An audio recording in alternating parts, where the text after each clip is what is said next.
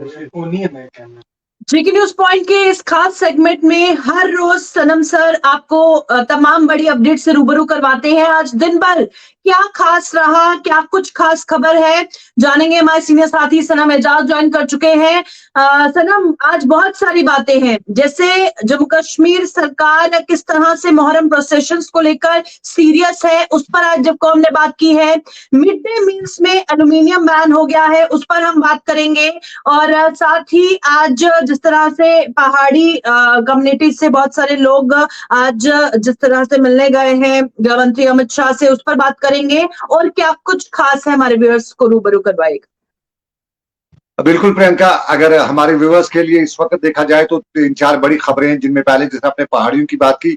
ये पहाड़ियों को रिजर्वेशन देने का मामला जो है ये दिल्ली तक पहले ही पहुंचा हुआ है। इस मॉनसून जो सत्र का इजलास है, इस दौरान ये जो पहाड़ी मामला है ये फाइनलाइज होने की आशंका नहीं, बल्कि पूरी तरह से उन्हें उम्मीद है कि हो ही जाएगा। और उसके साथ साथ कुछ कंट्रोवर्सीज हैं, गुज्जर कम्युनिटी के कुछ लोग हैं जो इसकी मुखालफत करते हैं। यूजुअली सारी संख्या में सारे गुज्जर बरादरी के लोग जो हैं वो इसके खिलाफ नहीं, लेकिन कुछ हैं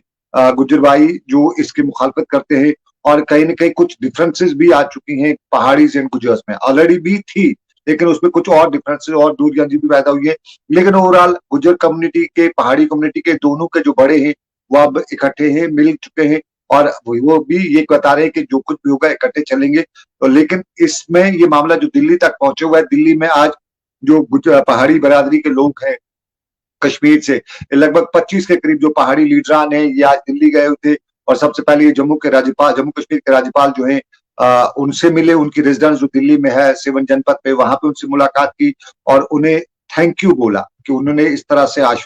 उनके लिए, पहाड़ियों के लिए काम किया और उनका मामला जो है वो पार्लियामेंट तक पहुंचाए, केंद्र सरकार तक पहुंचाए। और उसके बाद 6 बजे इनकी मीटिंग थी, वो गृह मंत्री से थी। और गृह मंत्री के साथ भी इस मीटिंग में थैंक यू ही बोला इन्होंने, ज्यादा कुछ बात उनको नहीं की। और एक तरह से आश्वासन उन्होंने गृह मंत्री से लिया, क्योंकि गृह मंत्री ने इनको आज यकीन दिलाया। जो मेरे कुछ पहाड़ी लीडरान ने उनसे बात हुई कि गृह मंत्री ने बताया कि आपका मामला जो है वो बारामूला में भी उसको उन्होंने आश्वासन दिया है, और राजौरी में भी गृह मंत्री ने खुद बताया इनको, मैंने आश्वासन दिया है, इसलिए आपके मामले में कोई ऐसा कुछ नहीं है। साथ साथ उन्होंने गुज्जर कम्युनिटी के लिए भी ये बात की कि नहीं, ऐसा कुछ नहीं है। जिस तरह से कुछ लोग बता रहे हैं कि गुज्जरों का कोटा कम किया जाएगा, तो ऐसा कुछ नहीं होगा। तो पहाड़ी जो है वो इस वक्त बड़े खुश नजर आ रहे हैं। एक तरह से पहाड़ी क्वार्टर्स जो है उनमें बड़ा जश्न है, क्योंकि इसी हफ्ते उनका मानना है कि अगले 1-2 दिनों में उनका ये मामला जो है सॉल्व हो जाएगा। लॉन्ग पेंडिंग उनको कहते हैं, उनकी डिमांड जो है वो हल हो जाएगी। ये उन लोगों का है। सरकारी तौर पर अभी गृह मंत्रालय से कोई इसकी तरफ से कोई प्रेस नोट जारी नहीं हुआ है, ना ही जम्मू कश्मीर के लेफ्टिनेंट गवर्नर के ऑफिस से कोई प्रेस नोट जारी हुआ है। लेकिन जो मेरी उन लीडरान से बात हुई कि क्या कुछ डेवलपमेंट रही, तो उन्होंने कहा कि उन्हें गृह मंत्री ने आश्वासन दिया और उन्होंने उनका थैंक यू ही एक्चुअली वो बोलने गए थे, गृह मंत्री का और जम्मू कश्मीर के लेफ्टिनेंट गवर्नर का। तो ये दो तो बड़ी बात है पहाड़ियों के लिए। अगर ये मामला ये सॉर्ट आउट हो जाता है अगले 1-2 दिनों में, तो ये उनका बड़ा मामला है। लेकिन दूसरा बड़ा मामला जो है वो जम्मू कश्मीर में 8 और 10 मुहर्रम के जो जुलूस शिया बरादरी के निकाले जाते हैं और बड़े ये बहुत ही खास इंपॉर्टेंट होते हैं। और खास तौर पे जो मसरूर अब्बास, जो मौलवी अब्बास अंसारी ग्रुप जो है, उसके लोग जो है शिया कम्युनिटी के, वो अब्बास अंसारी साहब जो अब इस दुनिया में नहीं है, उनके लोग ये जुलूस निकाला करते थे, खासतौर पर श्रीनगर के आबी गुजर से या डाउनटाउन इलाके से। तो लगभग 20-30 सालों से, जिस तरह आज लेफ्टिनेंट गवर्नर ने बताया कि इस पे पाबंदी तब से आज की नहीं है, तो यूजुअली इन जुलूसों को निकाला नहीं दिया जाता था सरकारी तौर पे। ताहम ये शिया बरादरी के लोग जो है वो इस दिन पे आते थे, प्रोटेस्ट भी करते थे, जुलूस भी निकालने की कोशिश करते थे। तो एक तरह से वो हंगामा आराई म्यूजिक को देखने को मिलती थी। आज श्रीनगर के डिविजनल कमिश्नर विजय भदौरी जो थे श्रीनगर में थे, और जब मीडिया ने उनसे सवाल पूछा कि आपकी बात क्या है, तो उन्होंने कहा कि कहीं न कहीं ये मामला जो है शिया बरादरी के ही हाथ में। एक तो उन्होंने पहले ये बताया कि 30 सालों से इस पे पाबंदी है या 30 सालों से इसको डाइवर्ट किया जाता था, तो आज ये कोई नई बात नहीं है। ताहम उन्होंने ये भी बताया कि बड़ी कोशिश हो रही है एडमिनिस्ट्रेशन है वो इसको सॉर्ट आउट करे और किसी तरह से प्रोसेस निकाले, लेकिन शिया कम्युनिटी या शिया बरादरी के जो लोग हैं वो उनके साथ इस पे सपोर्ट नहीं कर रहे हैं, क्योंकि सरकार चाहती है कि उनको पता लगना चाहिए कि कितने लोग आएंगे, किस तरह से सिक्योरिटी से लेकर दूसरे अरेंजमेंट्स करते हैं। तो वो जो सारा कुछ उनको करना था शिया कम्युनिटी के लोगों को या लीडरान को, उन्होंने वो नहीं किया है। तो जिस तरह उन्होंने वर्ड किया इस्तेमाल के, ball in the court of शिया बरादरी, तो ये कि अब उनके हाथ में बाल है, वो वहां से रिस्पॉन्ड करते हैं। लेकिन एक कुछ नया हमें देखने को मिलेगा, शायद अगर बड़े पैमाने पे नहीं लेकिन एक छोटी लेवल पे एक शुरुआत हो जाएगी अब की बार, बड़ी 30-32 साल के बाद शायद सरकार, शायद आई एम यूजिंग वो कोट अनकोट शायद, कि ये परमिशन जो है कुछ लोगों को मिल जाए, तो ये एक नई होगी। और अगर हम तीसरी बड़ी बात करें, चुनाव की बात हो रही है, हम लोग सब जब जम्मू कश्मीर के चुनाव की बात करते हैं तो यहाँ हम जो विधानसभा है, लोकसभा, उन चुनाव की बात करते हैं, लेकिन जो हमारे ग्रामीण पंचायत वगैरह हैं या अर्बन लोकल बॉडीज के जो म्युनिसिपल वगैरह हैं, उनके चुनाव के हवाले से अभी शाम गई ही खबर आई है, और यह खबर जम्मू कश्मीर के चीफ इलेक्शन कमिश्नर के बी आर शर्मा, 2 दिन पहले उन्होंने ओथ लिया है as a chief election commissioner, और आज उन्होंने स्टेटमेंट दिया कि अक्टूबर नवंबर में जम्मू कश्मीर में चुनाव होंगे, लेकिन ये होंगे लोकल बॉडीज के, ये होंगे म्युनिसिपलिटीज के, तो पंचायत वगैरह के जो चुनाव के हवाले से कुछ गहमा गहमी हमें देखने को अब मिल सकती है, कोई उथल पुथल अभी से कह सकते हो सकती है। और अगर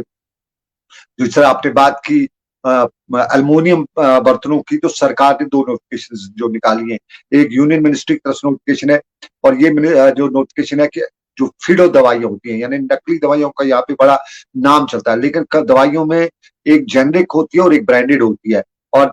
करीबन श्यामलाल शर्मा तब जम्मू कश्मीर के विकास मंत्री थे, तब उन्होंने ये मामला उठाते हुए शुरुआत की थी, और फिर इसमें बहुत से अप्स एंड डाउन देखने को मिले। आज बाकायदा तौर पे केंद्र सरकार ने नोटिफिकेशन जो निकाली, उसको एंडोर्स किया जम्मू कश्मीर की सरकार ने, यानी अब कोई भी डॉक्टर जो है वो जम्मू कश्मीर में जो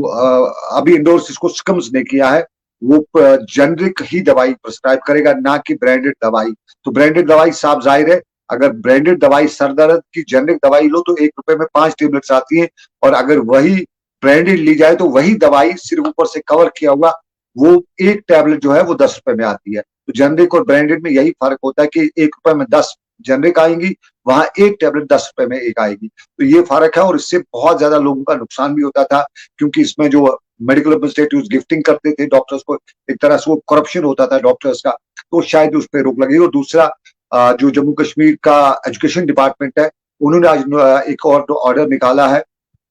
और जो हमारे सरकारी स्कूलों में मिड डे मील्स मिलते हैं, या प्राइवेट स्कूल में भी कहीं कहीं मिड डे मील्स मिलते थे, बच्चों को दिए जाते हैं, तो उसमें जो बनाने में या सर्व करने में जो बर्तन होंगे वो अल्मोनियम का भी इस्तेमाल नहीं किए जा सकते, क्योंकि डॉक्टर्स या एक्सपर्ट्स ने बताया है कि अल्मोनियम के जो बर्तनों में खाना वगैरह खाना है, ये इंसान के लिए अच्छा नहीं है, इसकी हेल्थ पे असर इसका पड़ता है। तो उस कारण जम्मू कश्मीर सरकार के एजुकेशन विभाग ने जो अल्मोनियम बर्तन है उन्हें उनमें मिड डे मील्स पकाना, सर्व करना, या अल्मोनियम के जो बर्तन है उनको इस्तेमाल करने पे पूरी तरह से रोक लगा दिया। और उसके बजाय उन्हें बताया गया कि वो उसके जो सबूत होते हैं, जैसे यहाँ पीतल का इस्तेमाल होता है, या दूसरा जो बर्तन होता है मिट्टी का वो इस्तेमाल होता है, तो उनका या तांबे का इस्तेमाल होता है, उनका कहा गया कि इंस्टेड ऑफ अल्मोनियम, या आपके लिए बहुत, हमारे बच्चों के लिए जो स्कूल में होते हैं उनके लिए बहुत हानिकारक। बिल्कुल, आखिर में बताइएगा, आज जिस तरह से हमने देखा अपोलो व्यू मार्केट के पास कैसे दुकानों में पानी घुस गया, सुबह-सुबह की जो तस्वीरें सामने आई, और उसके बाद अब घंटा घर की जो खबर सामने आई है कि इतनी करोड़ों की जो लागत लगी है, बहुत जल्द जनरल पब्लिक के लिए वो खुलने वाला है, उसके बारे में भी अपडेट दीजिएगा। देखिए श्रीनगर का जो पोलो व्यू है, जो अब सेल्फी स्पॉट बना हुआ था कश्मीर का, और बड़ा वो सुर्खियां बटोर रहा था, सेल्फी स्पॉट कश्मीर, सेल्फी, ये अगरचे डल लेक भी सेल्फी स्पॉट है और पोलो व्यू भी सरकारी तौर पे, लेकिन जैसे स्मार्ट सिटी बना तो बहुत से लोगों ने इस पे बहुत से सवाल उठाए, और कुछ आपत्तियां जो आज भी मैं कह सकता हूँ आज भी देखने को मिली। जिस तरह आज हम कहें, एक तो पोलो व्यू मार्केट में जो दुकानों में पानी आ गया, और उसमें श्रीनगर में जो एडमिनिस्ट्रेशन है, खुद श्रीनगर म्युनिसिपल कॉर्पोरेशन के जो कमिश्नर है वो स्पॉट में पहुंचे, और उन्होंने मीडिया को दिखाया, वहां का वो ड्रेनेज सिस्टम दिखाया, सब कुछ दिखाते हुए बताया कि 4-5 दुकानों में, इंटायर मार्केट में पानी नहीं गया है, 4-5 दुकानों में पानी गया। और उन्होंने कुछ वो एक तरह से डेमो दिखाते हुए बताया कि उनके जो ड्रेनेज सिस्टम है वो बिल्कुल साफ था, वहां पे ऐसे कोई परेशानी दिख नहीं रही थी, जो मीडिया ने भी देखी और वीडियोस में देखी जा रही है। बल्कि उन्होंने बताया कि पीछे से कोई पुराना ड्रेनेज, यानी पुराने जख्म, अभी पुराना नासूर अभी भी कहीं न कहीं नीचे पड़े हुए हैं, तो उस नासूर का ये पानी आया था, तो ये उन्होंने साफ किया। लेकिन दूसरी एक और परेशानी है, आज मैं खुद मुझे as a Kashmiri, as a human जो है बहुत परेशानी हुई। पिछली बार भी हमने देखा श्रीनगर के लाल चौक में, जिसपे मैंने खबर भी की थी कि लाल चौक के आसपास किस तरह से हमारे इंजीनियरों ने जो स्मार्ट सिटी के साथ जुड़े हैं, उन्होंने कौन सी इंजीनियरिंग दिखाई है, वो दुनिया की सबसे बेहतरीन इंजीनियरिंग ना कहें, बल्कि सबसे जुगाड़ू इंजीनियरिंग या सबसे वो इंजीनियरिंग उन्होंने की थी। आज एक और सवाल जो है वो हम अपने दर्शकों और सरकार तक रखना चाहेंगे। श्रीनगर के बटमालू से